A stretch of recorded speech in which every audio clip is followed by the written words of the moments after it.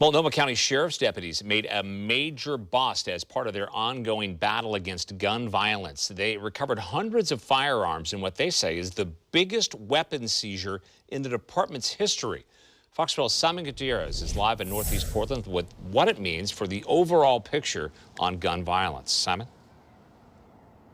Yeah, the Sheriff's Department says it illustrates just how big a challenge they're facing when it comes to curbing gun violence. And just this morning in Portland, another deadly shooting.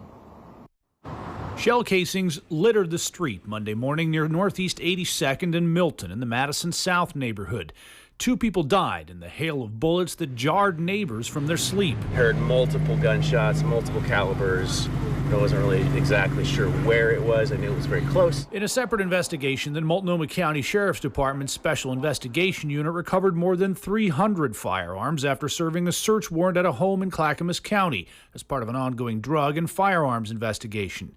Deputies seized handguns and rifles, some with high-capacity magazines, along with hundreds of rounds of ammunition. It highlights the extreme challenge that we have with gun violence in our communities.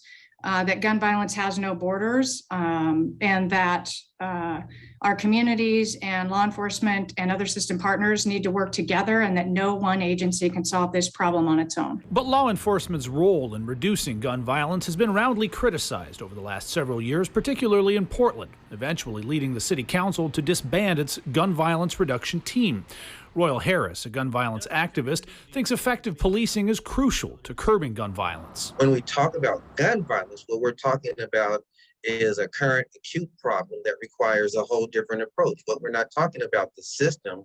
We're talking about how do we respond to a public safety and public health problem within our streets. Saying while there definitely need to be ongoing discussions about police reform, the problem of gun violence should be tackled head on and right now. But I think really, until we can make it as inconvenient for those creating harm to feel they can move throughout the city, we will continue to have this kind of problem. Harris says he believes it was a mistake for the city of Portland to disband the gun violence reduction team. Harris will be holding his 3rd March Against Murder this summer, coming up in September.